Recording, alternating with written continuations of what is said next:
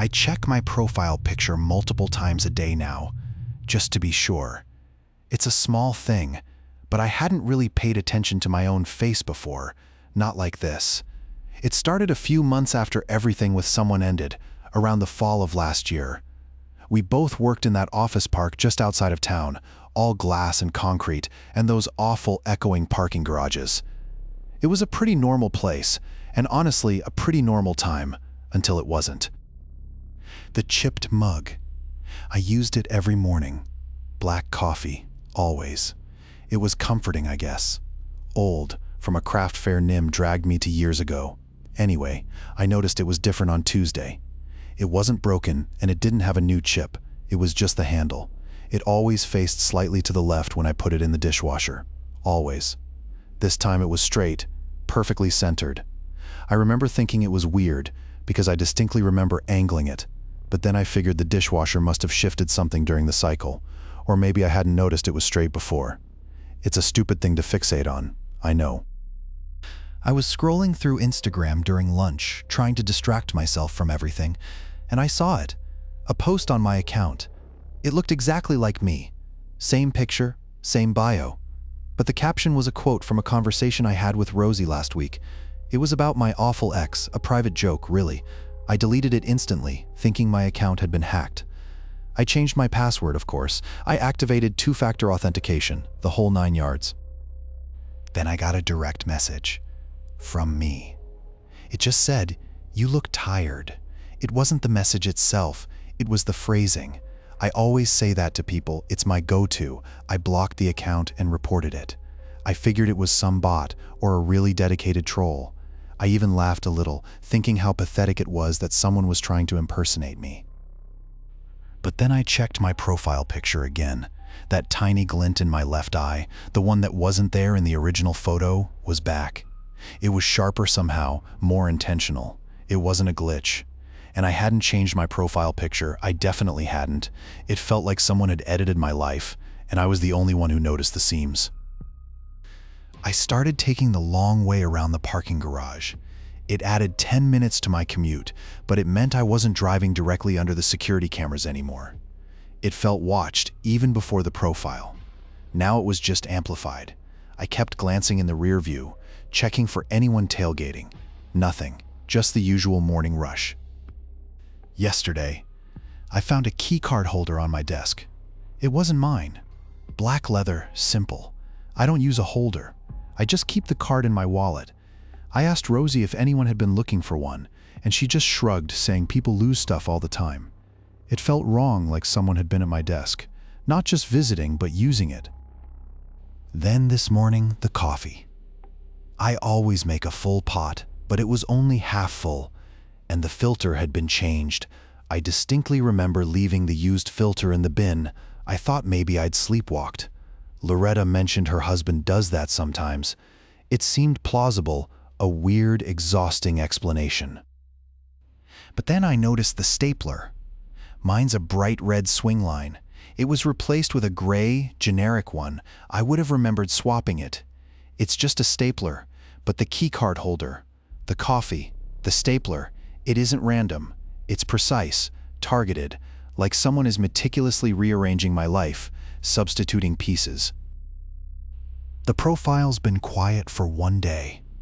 That's almost worse. It's like it's waiting, observing. I checked my office door on my way in. Just a quick glance. It was locked, but I swear, the scratch on the paint near the handle looked fresh. I probably imagined it. I have to, but I'm starting to check everything, every single thing. I skipped lunch. I couldn't. Every time I closed my eyes, I saw that scratch on the door. It was deeper than I remembered. I kept replaying it in my head, trying to figure out if I'd somehow missed something. Was it a tool mark? Was it a key? It felt deliberate. Around 4, Loretta came by asking if I was okay. She said I looked pale. I just mumbled something about a headache. She mentioned Kenji had been asking about me too. That was weird. Kenji barely knows my name. He's in IT, always buried in cables and servers. I nodded and thanked her for checking. Then, the lights flickered. It wasn't a full outage, just a stutter, Like a skipped beat, it happened again and again, faster each time. The office went quiet. Everyone was looking around, a little nervous. It stopped as quickly as it started. I went to grab a coffee, needing something, anything to ground me. And that's when I saw it, my mug. The one with the little blue whale on it. It was on the floor, shattered, not just chipped, shattered, and sitting next to the broken pieces was another one. It was identical, right down to the tiny imperfection in the whale's eye. I just stared. Someone had replaced my mug while I was at my desk. While the lights were flickering, it wasn't random. It wasn't a coincidence. It was a warning. Someone was messing with me, and they knew exactly what I used, what I liked. I felt a coldness creep up my spine.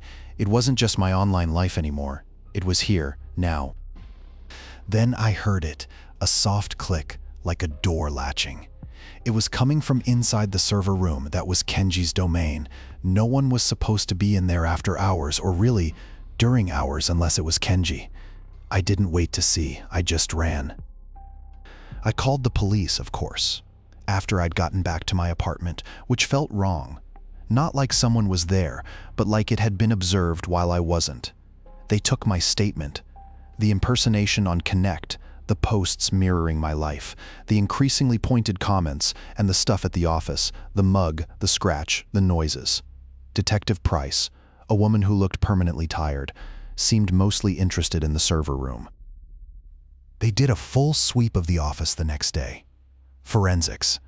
IT had logs, Kenji said, showing no unauthorized access to the network, no breaches of security. They found dust, a lot of dust apparently, and a few fingerprints that didn't match anyone on staff. Old fingerprints, Price said. Really old, like building history old. They even checked the ventilation shafts, found nothing. They showed me photos of the prints, smudged, partial, but definitely not recent. Price suggested maybe a previous tenant, a disgruntled employee from years ago, someone who'd had access, maybe left something behind. It felt thin. It didn't explain the Connect account, or the way my stapler had been subtly rotated on my desk, or the feeling of being watched. I deactivated my Connect account. I deleted the app. I figured if I just disappeared from that platform, whatever was happening would stop. I started working from home. It was a temporary arrangement, I told Loretta, just to get my head straight. But honestly, I couldn't shake the feeling that even here, in my own apartment, I wasn't alone. I kept checking the windows, the locks. I even slept with a chair wedged under the doorknob. Then, this morning, I found a small, smooth stone on my kitchen counter, gray and unremarkable. But I'd collected stones like that as a kid, from the beach near my grandmother's house. A beach I hadn't visited in over 20 years, and I don't remember ever bringing any of them home. The stone, it felt deliberate, not random, like a marker. I called Detective Price and left a message. He hadn't called back since the Connect thing. I think he thought I was overreacting. Maybe I was. Maybe I was just unraveling. I started going through everything, every drawer, every box, looking for anything else out of place. Looking for anything added. It was exhausting. I started sleeping at Loretta's 2 nights a week. Her apartment felt safe. Solid walls, a grumpy cat, and a lock she'd changed herself after a bad breakup. But even there, I'd find myself checking the blinds, the door. I started noticing things in her place too. Little shifts. A book moved slightly on the shelf, a cushion not quite how she'd left it. I told myself it was just her being absent-minded. She worked long hours. I've started checking hotel rooms differently now. Always. It's stupid. I know. I check the bathroom first, not for cleanliness but for presence. Under the bed, in the closet. I run my hand along the tops of the door frames, looking for anything taped or wedged in place. Looking for anything that wasn't there when the room was cleaned. It's become automatic. I did it last week in Boston at that conference. The room was perfectly normal, except for the light. The way the afternoon sun hit the curtains cast a shadow on the wall. For just a split second, it looked exactly like my own hand. Reaching, I blinked. It was just the pattern in the fabric, just the angle of the sun, but it took a beat to correct, to tell myself it was just the fabric. And I still feel that beat sometimes, even now.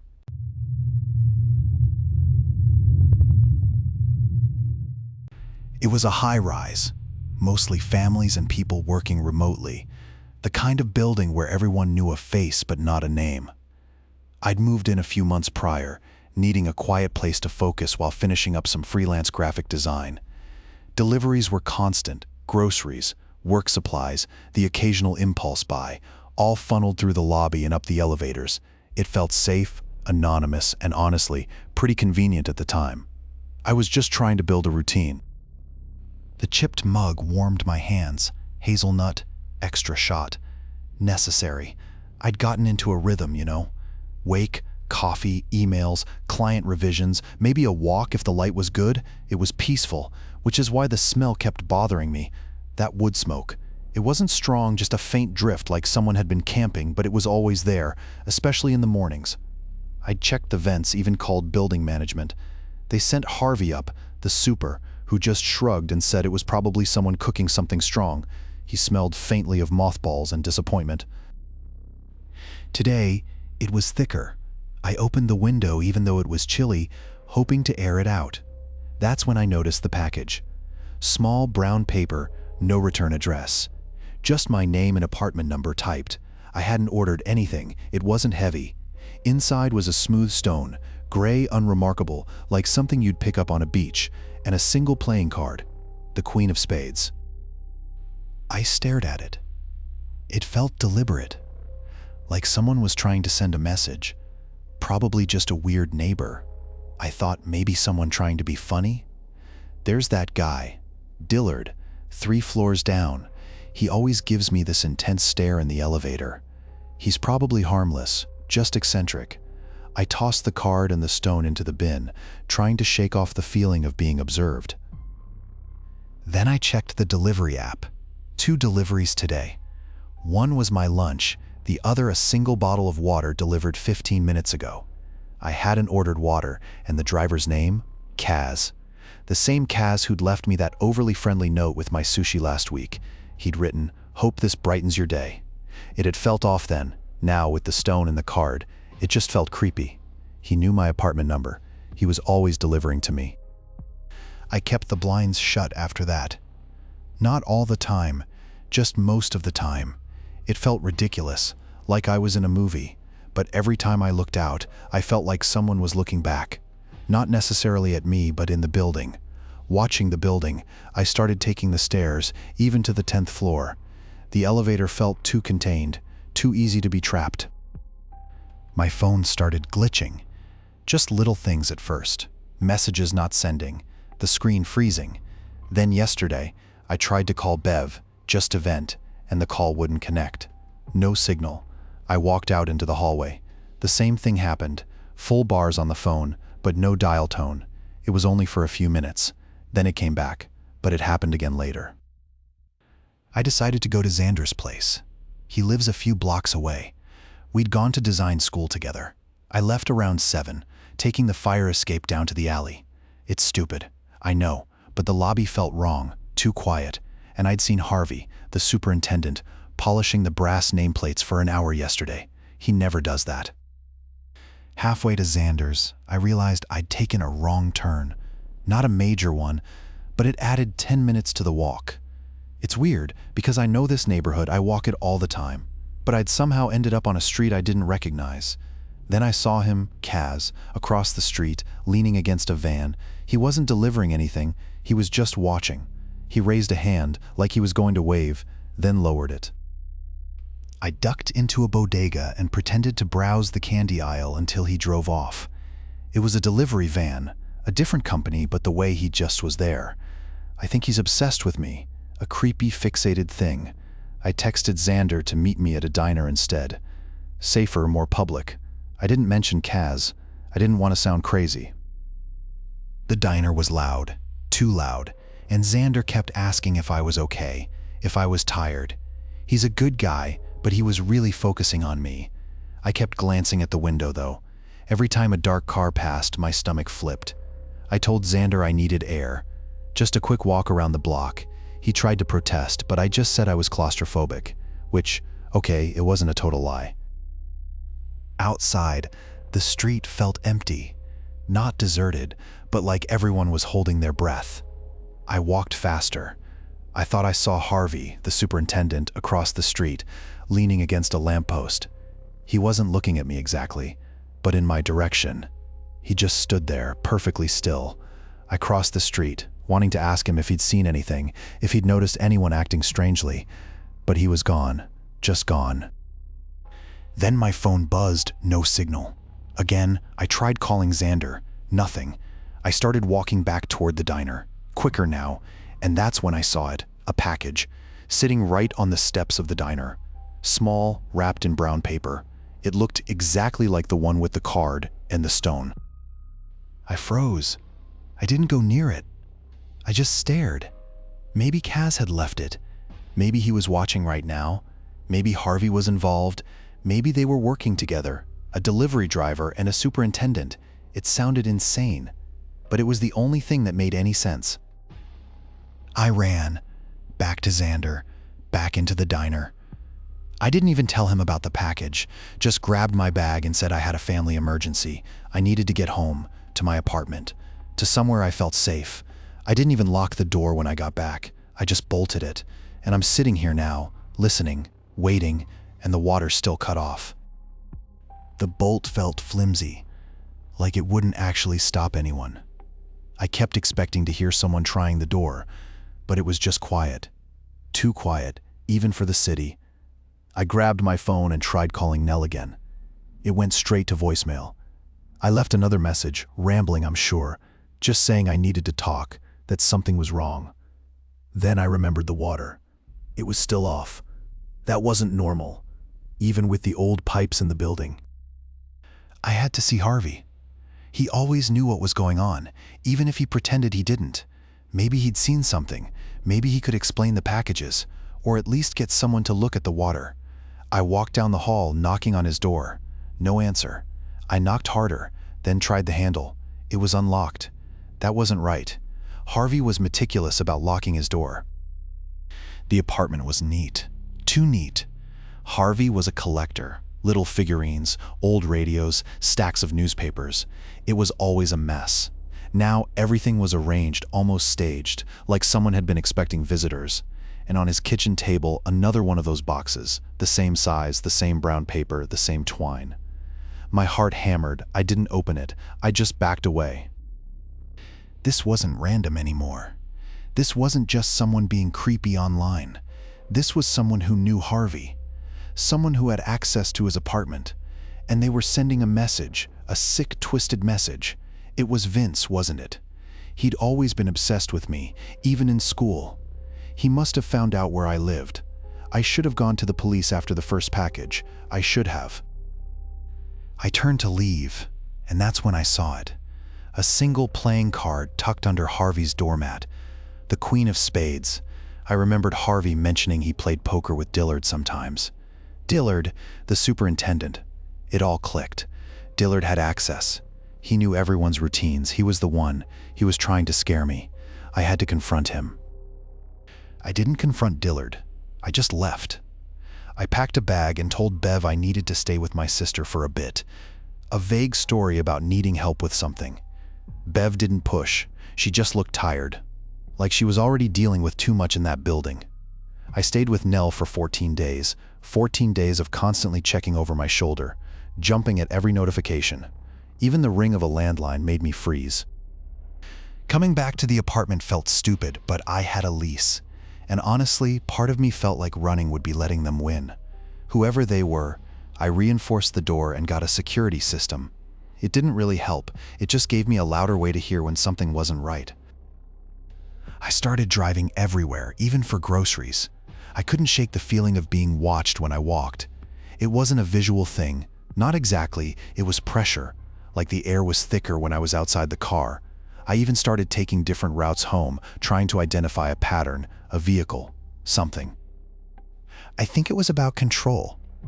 They wanted me to feel helpless, to disrupt my life, and they were succeeding. I used to love taking the bus, reading, just being alone with my thoughts. Now I avoid public transport at all costs. I take Ubers, even short distances. I was at a new coffee shop last week, a little place near Xander's bookstore. It's got these big windows and looks out onto the street, and I just froze. A man sat down at a table across from me, reading a newspaper. Nothing remarkable. But for a split second, I was convinced it was Vince. He hadn't changed his hair, hadn't gained weight. It was just the way he held the paper. It was the same. Except it wasn't. The man lowered the paper, and it was Mort. Old Mort, from the building. He didn't even look up, just kept reading. I still wonder what he was doing there, so far from his usual haunts. I still wonder if he saw me.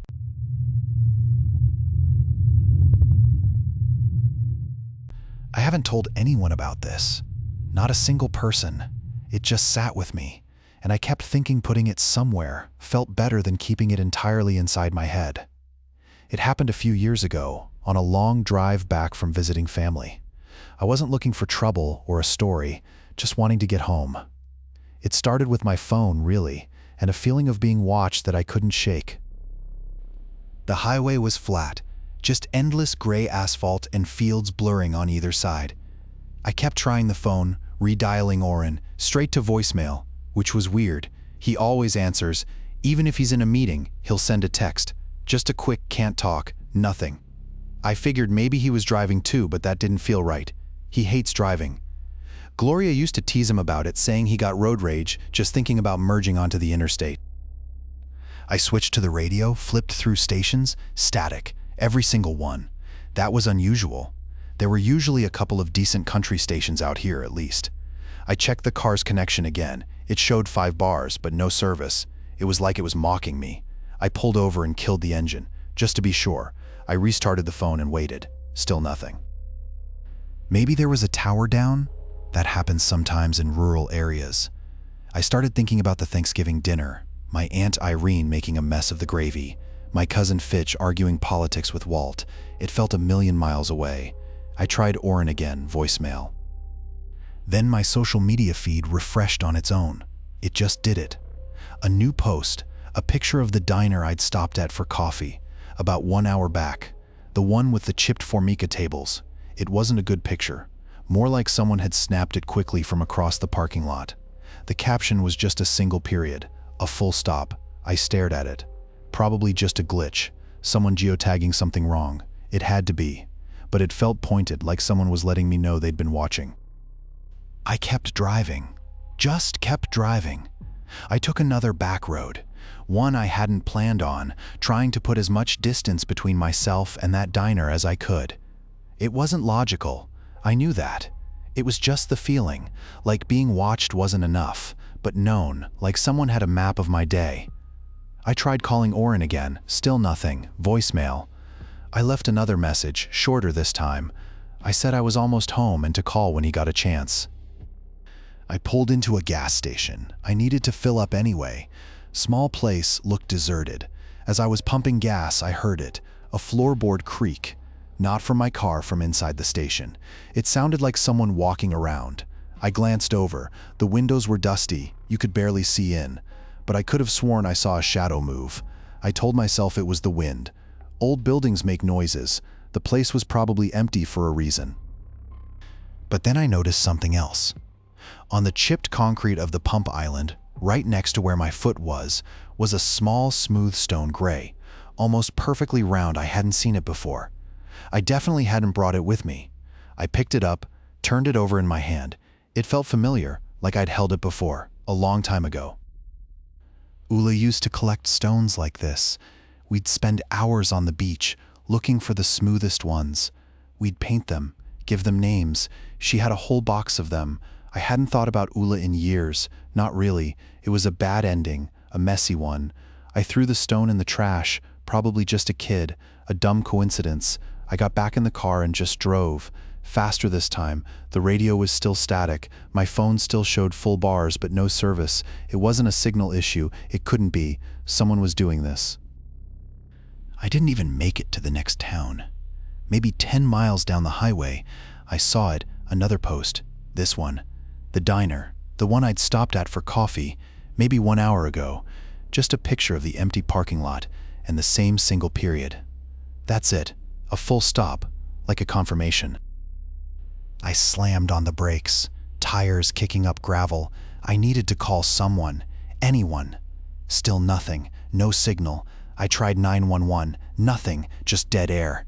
That's when I noticed the truck, an old beat-up Ford, parked across the highway, half hidden in the weeds. It hadn't been there a minute ago, I'm sure of it. A man got out. Tall, wearing a dark coat, even though it wasn't cold. He wasn't looking at me, just scanning the fields. But he was definitely watching. I could feel it, and he was moving towards the diner. I threw the car into gear, intending to get around him, get to a town, something. He started walking faster. Then he started running, right across the highway, directly into my path. I swerved hard, the car fishtailed. I overcorrected and ended up nose first in the ditch. Everything happened so fast. The airbag deployed, stinging my face. I was disoriented, but okay. When I finally got my bearings, the man was gone. Vanished. The Ford was gone too. I scrambled out of the car, heart hammering. The diner, the front window was shattered, glass everywhere, and taped to the door in big black letters was a single word, Ula. It had to be some kind of sick prank. Some elaborate, twisted joke. Maybe someone from high school, someone who knew about me and Ula, but that didn't explain the phone, the posts, the feeling of being hunted. I kicked a piece of glass, adrenaline making my hands shake. I had to get out of here. Now. The tow truck driver, Walt, kept glancing at me while he hooked up my car. He didn't say much, just grunted and asked if I needed a ride into town. I told him no, I'd wait. I needed to look around. The highway patrol guy, Fitch, had already been through and taken pictures. He said it looked like someone ran me off the road, but couldn't find any evidence of another vehicle. There was no paint transfer and no tire tracks besides mine, just gone, like whatever hit me vanished into the fields. I walked back to the diner. The Ula writing was still there, scrawled across the window in what looked like black spray paint. It felt colder in the daylight. It felt more deliberate. I went inside, ignoring the closed sign. Gloria was sweeping up broken glass, her face tight. "You okay?" she asked, not meeting my eyes. "Just trying to figure things out." I pointed to the window. "Do you know an Ula?" She hesitated. "Used to. A long time ago. She worked here, back when Oren owned the place. Before my time, really. She was a quiet girl. She moved away to Oregon, I think." Oregon? Ula had mentioned her sister lived in Oregon. It was a coincidence, right? Just a name. Someone latching onto something old. I asked Gloria if she'd seen anyone suspicious, anyone hanging around. She said no, but she kept looking down at the floor. I decided to drive to Ula's old house, the one she'd grown up in, just outside of town. Maybe I'd find something. Anything. The house was empty and boarded up. But there, leaning against the mailbox, was a single photograph. It was a picture of the diner taken from across the highway. And beneath it, the same thing as before, a single period. I felt sick. It wasn't random. They knew where I was going. They were letting me know they were watching. This wasn't about some high school prank. It wasn't even about Ula. Not really. It was about control. It was about showing me they could reach me anywhere.